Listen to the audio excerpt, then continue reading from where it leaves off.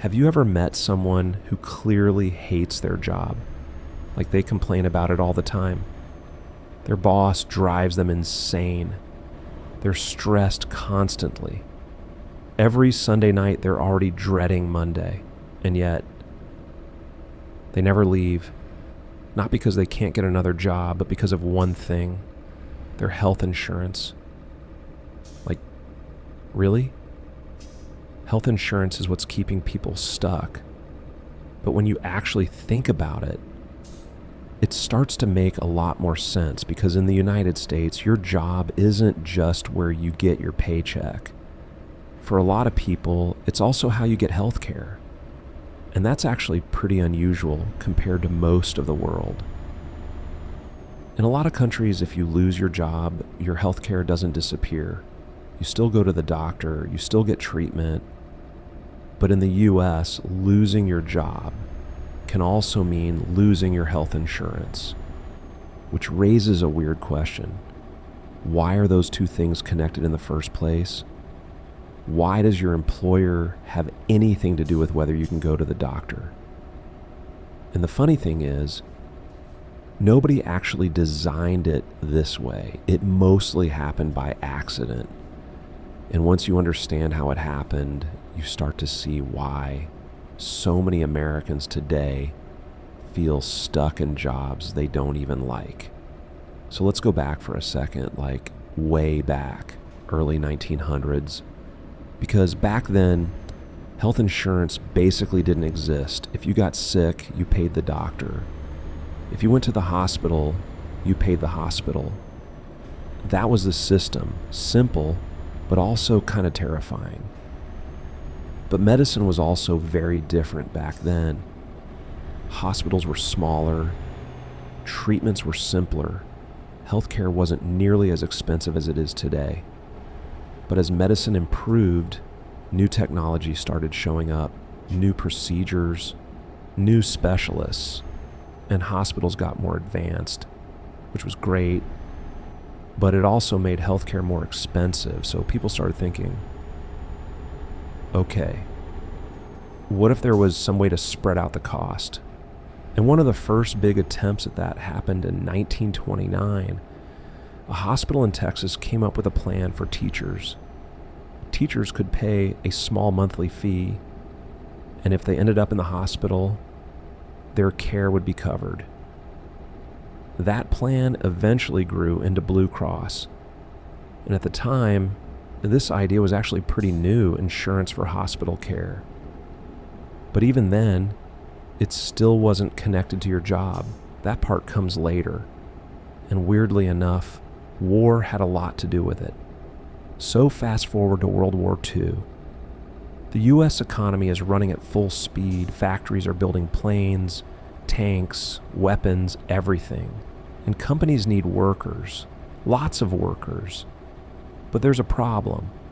If companies keep competing by offering higher and higher wages, prices everywhere start going up, inflation. So the government steps in and says, okay, companies, you can't keep raising wages. Basically, salaries were frozen. Now imagine you're a company trying to hire people. You can't offer higher pay, but you still need workers. So what do? You look for another way to make your job offer attractive. And companies realized something. They couldn't offer higher wages, but they could offer benefits. Things like health insurance. So employers started telling workers, hey, come work for us and we'll cover your health care. And workers thought, yeah, that actually matters. And that's where we get something economists call job lock. Job lock is when someone stays in a job mainly because they don't want to lose their health insurance. Think about that for a second. You hate your job. Your boss is unbearable. The work drains you. You've been thinking about quitting for months. Maybe you want to start a business. Maybe you want to change careers. Maybe you just want a healthier environment. But then you think about one thing, your health insurance. What happens if you leave? What if your partner needs medication? What if your kid gets sick? What if you get injured next year?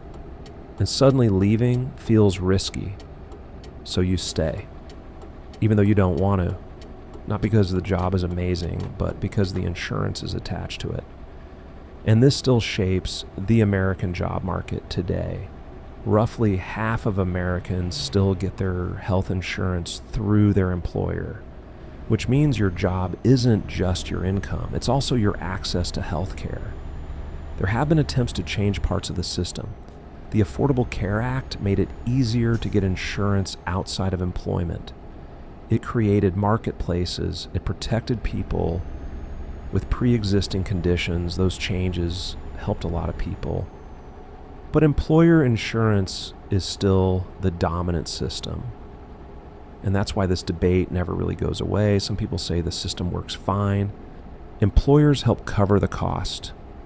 Large companies negotiate good plans, but critics say tying healthcare to employment creates dependency. It can keep workers stuck. It can discourage people from starting businesses. It can make leaving a bad job feel dangerous.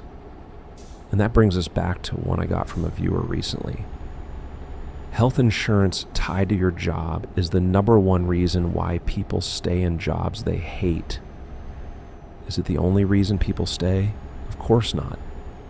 People stay for money, for stability, for family, for fear of change.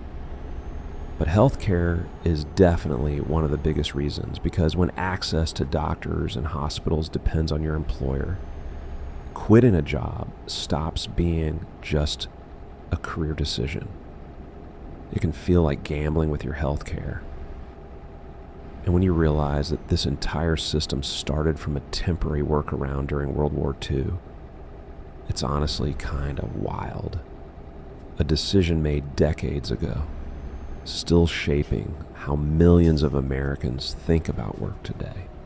So employer health insurance started spreading really quickly, but even that alone wouldn't have locked the system in.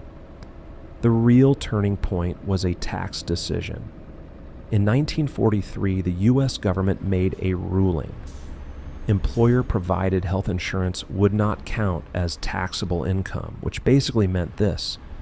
If your company gives you $5,000 worth of health insurance, you don't pay taxes on it. But if they gave you that same $5,000 as salary instead, you would pay taxes.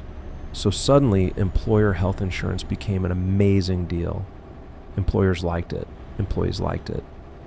And the system expanded fast. By the 1950s and 60s, millions of Americans were getting health insurance through their jobs. And once something becomes normal at that scale, changing it becomes really difficult. Now here's where things get interesting. After World War II, a lot of countries built national healthcare systems.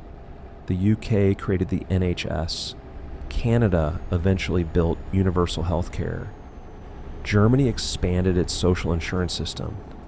But the United States already had millions of people getting insurance through employers. So instead of replacing that system, the government mostly built around it. That's where programs like Medicare and Medicaid come from. Those programs helped seniors and low-income Americans. But for working adults, employer insurance stayed the main system.